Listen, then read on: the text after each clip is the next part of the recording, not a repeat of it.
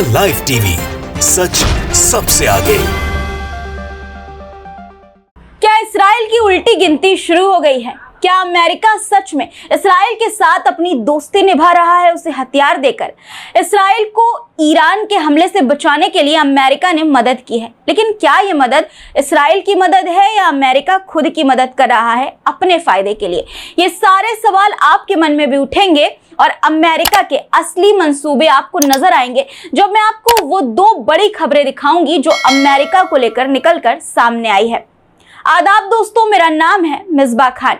सबसे पहले बिना किसी देरी आपको एक खबर की हेडलाइन दिखाती हूँ। नवभारत टाइम्स की एक खबर है जिसमें लिखा हुआ है, साफ तौर पर हेडलाइन है कि CIA नेवी सील 400 राइफल पड़ोस में तख्ता पलट करने चला था अमेरिका, अब लेने के देने पड़ रहे हैं। अब इस खबर में क्या है ये बताती हूँ। दोस्तों, अमेरिका खुद को मानवाधिकारों का चैंपियन मानता है, बताता है, लेकिन उसकी असलियत अक्सर छिपी रहती है। ये एक ऐसा देश है जो दुनिया भर के कई देशों में तख्ता पलट में शामिल रहा है। हाल ही में बांग्लादेश में हुए तख्ता पलट का आरोप भी अमेरिका पर ही लगा है।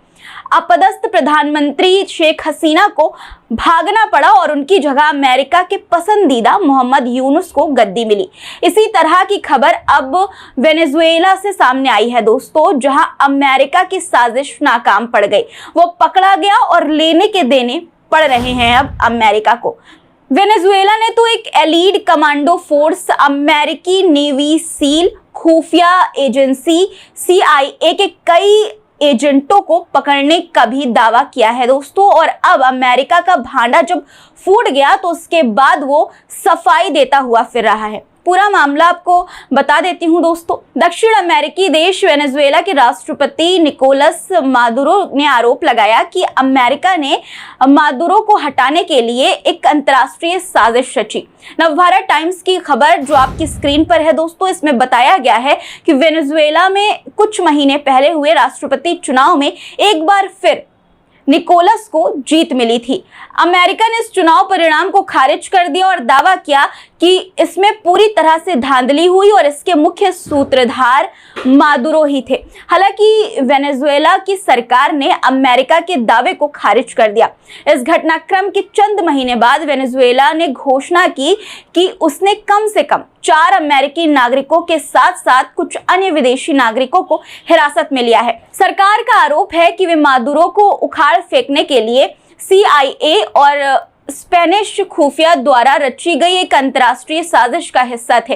अब जब अमेरिका पकड़ा गया दोस्तों तो वेनेजुएला को झूठा बनाने लगा, सफाई देने लगा। अमेरिकी विदेश विभाग ने कहा कि वेनेजुएला के दावे स्पष्ट रूप से झूठे हैं। विभाग ने संकेत दिया कि हिरासत में लिए गए लोग वेनेजुएला के विवादित राष्ट्रपति चुनाव की अमेरिकी आलोचनाओं से जुड़े हैं, जिसके बारे में मादुरो का दावा है कि उन्होंने व्यापक संदेह के बावजूद जीत हासिल की है। आरोपों पर टिप्पणी करते हुए विदेश विभाग ने स्पष्ट रूप से कहा कि संयुक्त राज्य अमेरिका वेनेजुएला में राजनीतिक संकट के लोकतांत्रिक समाधान का समर्थन करना जारी रखेगा। वहीं दूसरी तरफ वेनेजुएला के आंतरिक मंत्री यानी कि गृह मंत्री डियोसाडो कैबेलो का दावा है कि हिरासत में लिए गए विदेशी एक संदिग्ध यूनिट का हिस्सा थे जो मादुरो को मारने के लिए वेनेजुएला आए थे। इन संदिग्धों में 4 अमेरिकी नागरिकों के अलावा 2 स्पेन और 1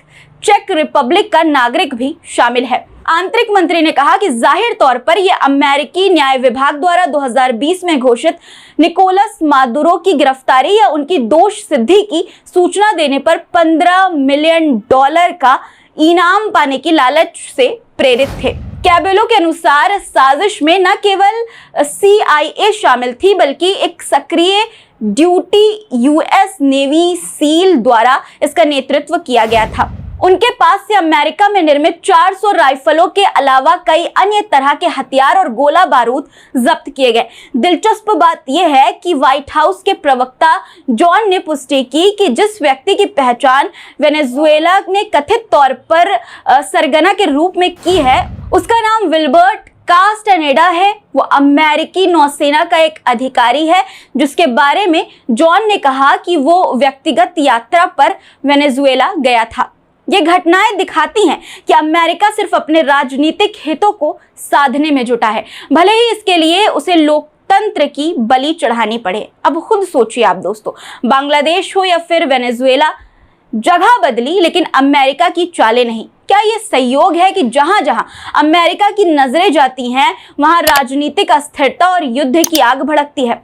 बार बार सहयोग तो नहीं हो सकता और अब अमेरिका की नजर अपने जिगरी दोस्त इसराइल पर है। जी हां, अब अमेरिका का नया खेल इसराइल के साथ शुरू हो गया है। अब अमेरिका की चालें चल रही हैं इसराइल के कंधे पर बंदूक रखकर, जिससे ये साफ है कि अमेरिका भले ही ईरान पर हमला करने के लिए इसराइल की मदद कर रहा है, लेकिन इससे बर्बादी इसराइल की ही होगी और फायदा सिर्फ अमेरिका का।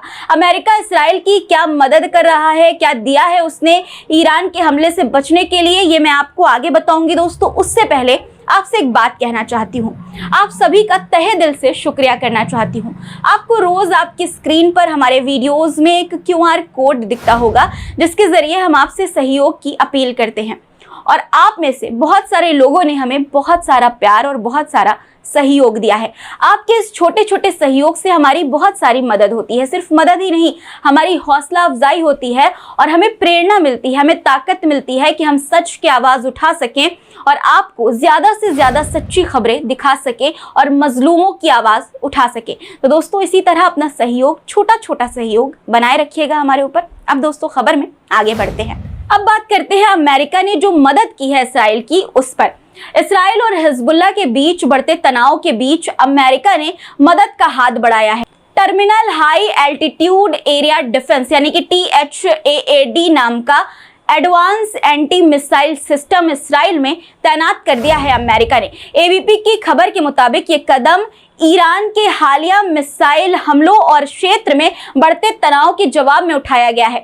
THAAD को इसराइल की एयर डिफेंस सिस्टम को और मजबूत करने के मकसद से तैनात किया गया है। इसकी मदद से ईरान या उसके सहयोगियों जैसे हिजबुल्लाह द्वारा संभावित बैलिस्टिक मिसाइल हमलों को रोकने में किया जा सकता है। दोस्तों, किया जाएगा। THAAD सिस्टम को बैलिस्टिक मिसाइलों को रोकने के लिए डिजाइन किया गया है। इससे इसराइल के मौजूदा एयर डिफेंस सिस्टम को पहले से ज्यादा मजबूती मिलेगी। इसके साथ ही लगभग 100 अमेरिकी सैनिकों को THAAD सिस्टम को ऑपरेट करने के लिए तैनात किया गया है। लेकिन क्या ये सिर्फ एक रक्षा उपाय है या अमेरिका का एक और खेल? सवाल यह है कि क्या अमेरिका सच में इसराइल की मदद कर रहा है या फिर अपने एजेंडे को आगे बढ़ा रहा है? क्योंकि भले ही पेंटागन की इस कार्रवाई का मकसद इसराइल की मदद करना बताया जा रहा हो, लेकिन इसके साथ ही अमेरिका क्षेत्र में अपनी राजनीतिक उपस्थितियों को भी मजबूत करना चाहता है। जब इसराइल ईरान के खिलाफ आक्रामक कार्रवाई की योजना बना रहा है, अमेरिका इस संघर्ष में अपने लाभ के लिए पीछे से संचालन कर रहा है। यही वजह है कि 7 अक्टूबर 2023 को हमास द्वारा इसराइल पर किए गए हमले के बाद से अमेरिका ने मध्य पूर्व में अपनी सैन्य उपस्थिति को काफी बढ़ा लिया है। अब देखिए, अमेरिका इसराइल को मदद के नाम पर अपने हथियार और सैनिक भेजता है ताकि ईरान और उसके सहयोगियों पर काबू पाया जा सके। लेकिन क्या ये सच में इसराइल की मदद है या फिर इसराइल को सिर्फ मोहरे की तरह इस्तेमाल किया जा रहा है? क्योंकि अगर आप ध्यान दें तो अमेरिका हर बार यही करता है, अपने फायदे के लिए दूसरों को आगे कर देता है, चाहे वो बांग्लादेश का मामला हो, वेनेजुएला का हो या अब इसराइल का हो। बड़ा अजीब है ना, बांग्लादेश में सरकार बदलने का आरोप भी अमेरिका पर, वेनेजुएला में साजिश पकड़ी जाती है और अब इसराइल को एडवांस एंटी मिसाइल सिस्टम देकर हिजबुल्लाह और ईरान से लड़ने में मदद देना। फिर भी अमेरिका कहता है कि वो तो बस शांति चाहता है। अब इन सब को देखकर यही लगता है कि अमेरिका इसराइल के कंधे पर बंदूक रखकर अपने मंसूबों को पूरा करने की कोशिश कर रहा है। इसराइल की सुरक्षा के नाम पर अमेरिका अपने हितों को साधने का काम कर रहा है। अब देखिए जमीनी स्तर पर क्या हो रहा है। हिजबुल्लाह ने लेबनान से इसराइल पर हमला किया जिसमें इसराइली सैनिक मारे गए। जवाब में इसराइल बेरूत पर हमला करता है और इस बीच अमेरिका इसराइल को और हथियार देता है ताकि वो इस लड़ाई को और लंबा खींच सके। आखिरकार इसमें किसका फायदा हो रहा है? सोचिए दोस्तों, अमेरिका खुद को इसराइल का रक्षक बता रहा है, लेकिन क्या ये सच है? या फिर ये सिर्फ बहाना है ताकि वो मिडिल ईस्ट में अपने पैर और मजबूत कर सके, अपने पैर और मजबूती से जमा सके। ध्यान दीजिए, अमेरिकी सैनिक अब साइप्रस में भी तैनात हैं ताकि इस्राइल पर किसी भी हमले का माकूल जवाब दिया जा सके। पर सवाल ये है कि ये सब क्यों हो रहा है? क्या अमेरिका को सच में इस्राइल की परवाह है या फिर ये वही पुरानी नीति है, दूसरों के कंधे पर बंदूक रखकर अपना खेल खेलना? बांग्लादेश, वेनेजुएला और अब इस्राइल, अमेरिका का मंसूबा साफ है, राजनीतिक लाभ और सैन्य ताकत। तो दोस्तों, अमेरिका की ये चालें हमें ये सोचने पर मजबूर करती हैं कि क्या वो सच में मानवाधिकारों का चैंपियन है या सिर्फ अपने राजनीतिक मंसूबों को पूरा करने के लिए दूसरों का सहारा ले रहा है।